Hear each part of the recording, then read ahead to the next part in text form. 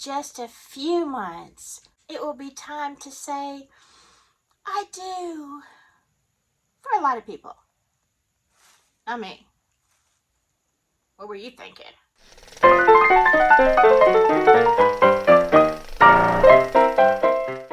Okay, so welcome to my channel.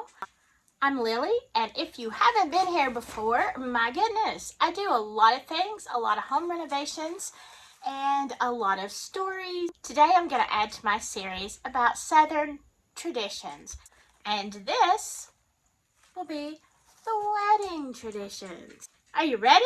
It can get a little creepy.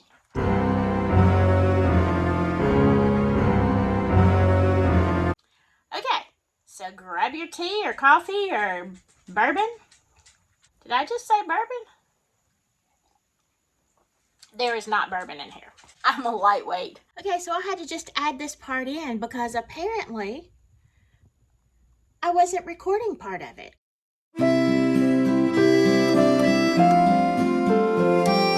Now, this comes up in every search of wedding traditions, and yet I have never heard of it. But it's a Southern tradition. It's called burying the bourbon.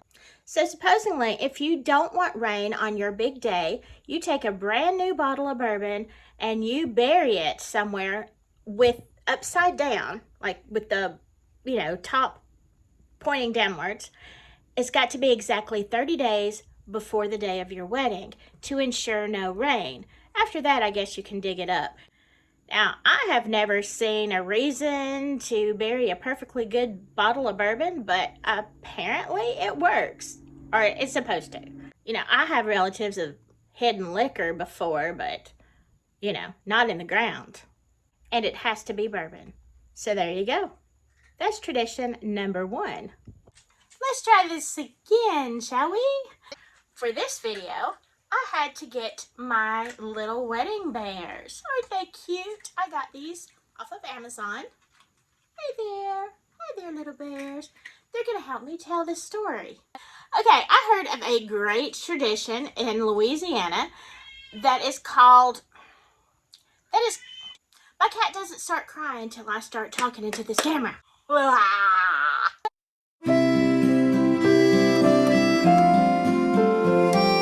Let's talk about a really cool tradition that I just learned about from Louisiana, and this is called pulling a ribbon cake. Now, I don't know if you've ever heard of that before. There are ribbons on the outside of the cake that you actually pull, and there are little charms inside. The charms are kind of like a fortune. Kind of like a fortune cookie, except it's on a ribbon.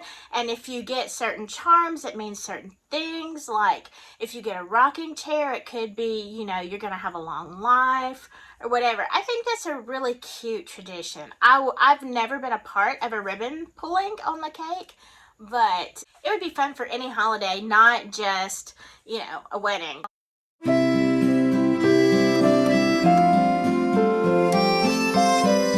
I remember this from years and years ago. We used to do a pounding for people in the church who maybe,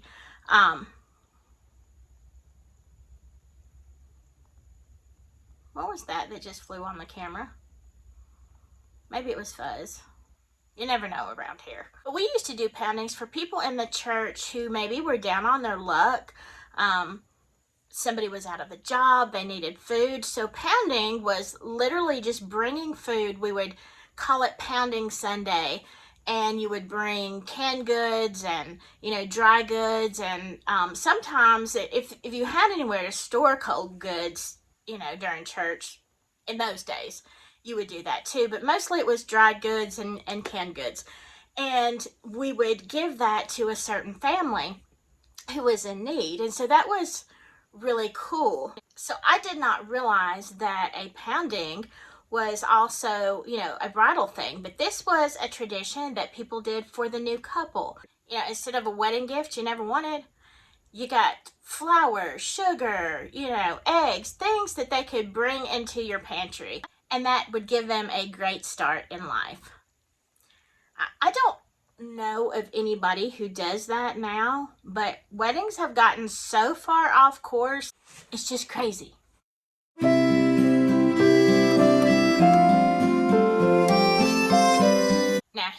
really important superstition.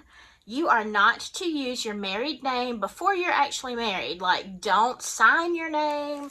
You know how girls sometimes do? Little girls will, sign the name of their, boyfriend or their hope to be, husband. But you are not supposed to do that because that will jinx the whole thing and it will never happen.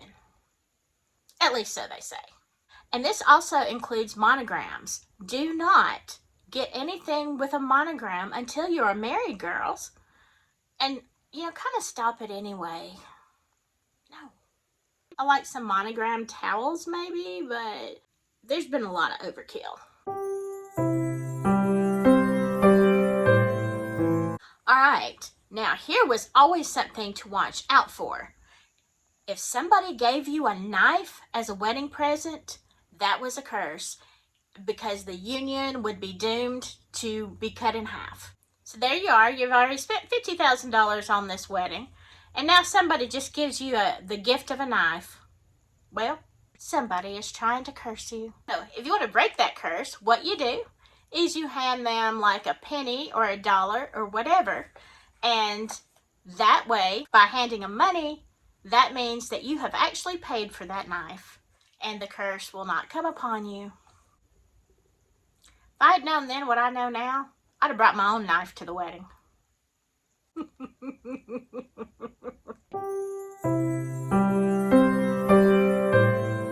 One thing we absolutely practice in Alabama is that the bride cannot perform the wedding rehearsal. Okay, she can be there, but she cannot be the one that walks down the aisle with the groom. While you're rehearsing that the night before, you have to have like maybe your maid of honor or a bridesmaid or really anybody can stand in. But just so long as you don't do it yourself, you just watch. Hopefully you'll remember what to do the next day. Those are 6 of the things that are truly Southern traditions. Now, it made me curious. I thought, let me kind of look at traditions around the world that you might not have heard of. So let's start with China.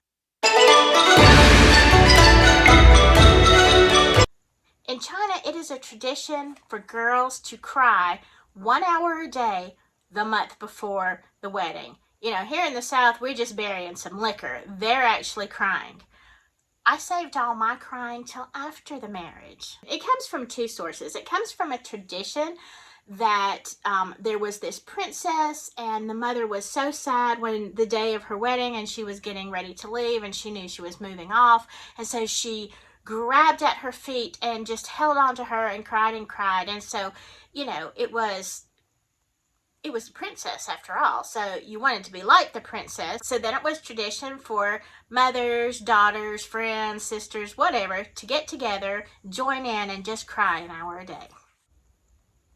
I mean, who has time for that? Okay, another reason that brides cried is back in the days of the arranged marriage, it was probably easier to cry because you didn't even get to see, you didn't know who you were marrying, and so you were crying for your future destiny. You didn't know. If you were lucky, that is all the crying that you would ever do.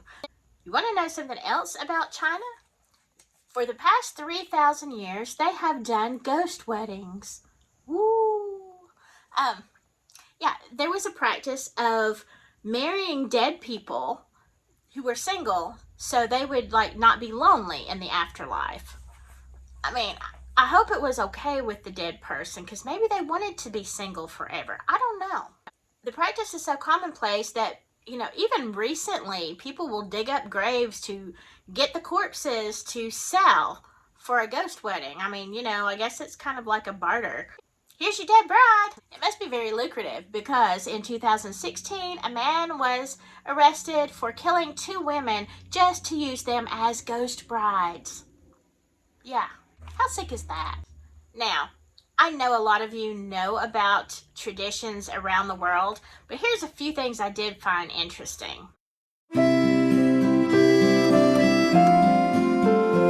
A big Southern thing is the bridesmaids. We all have them, whether it's just 3 or 4, or it is your whole sorority. You've got 12 or 15.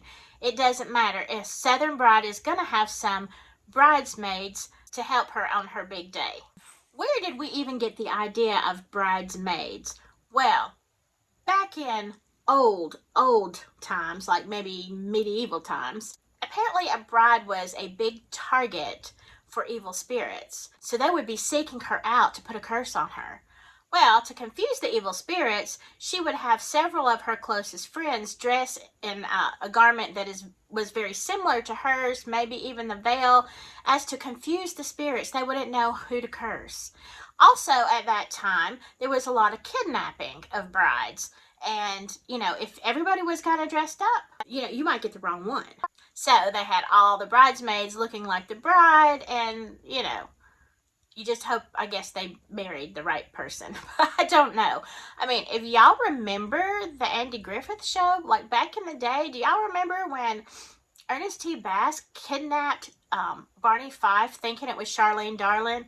Okay, that's probably way too much for some of y'all. It is so funny. Anyway, kind of the same thing. It was the bait and switch. So, if you didn't want to be cursed by an evil spirit, then you needed to have some bridesmaids. That was kind of a bad job. They were just open to attack. They were opening themselves for curses. But hopefully, somebody would do that for them in the future. I guess if not, they could just get married when they're dead. The bride was considered so lucky that, people literally wanted a piece of her to grab onto some of that, luck for tokens and charms and, whatever. So they would literally start grabbing at her garments, tearing her clothes to get a piece of, the luck. That is creepy. So what the bride would do is she not only had the bridesmaids looking like her, but she would carry the bouquet of flowers, and hopefully when people started pulling her dress off and like taking pieces of it, she could throw her bouquet and they would all go running for the flowers. I don't know. I guess it worked. You go to jail for that today. It's called assault. And the last thing that I want to talk about is the diamond ring. This one I think is the most disturbing of all, because I'm sure you're familiar with, a dowry, a wedding dowry, a bride price, whatever. Some cultures, the men had to buy the women.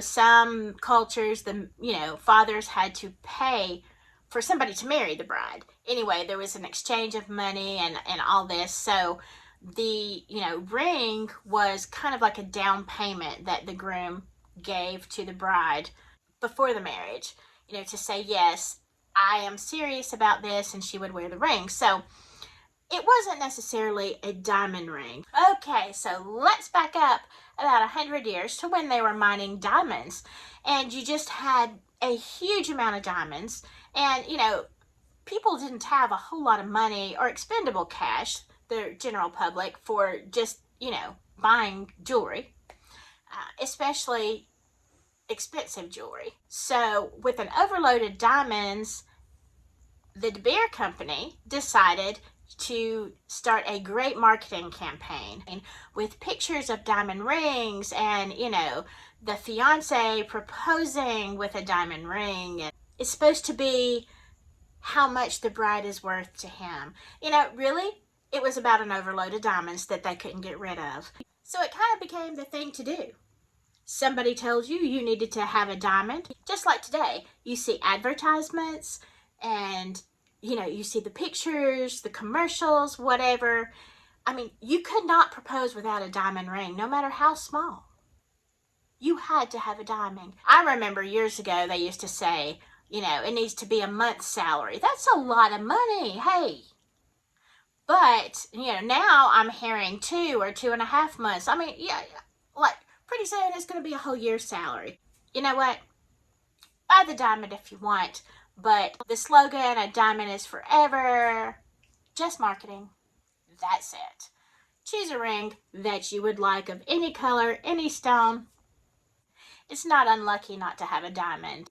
However, I think it is, a little silly to spend a couple of months' salary on something to prove your love. Anyway, I hope you enjoyed this video and you learned something that you'd never heard before. I know I was kind of surprised by some of the things. Have you ever had a ribbon cake? I would love to know, especially if you're from the South. Or what wedding traditions or things do you do in the country that you're from that is really different from the United States? I would love to hear that too. And are you enjoying this series? I sure hope so. There is so much Southern lore and tradition. It's crazy. And if you want to hear more, I'll be glad to do it. Anyway, thanks for watching, and I will see you next time.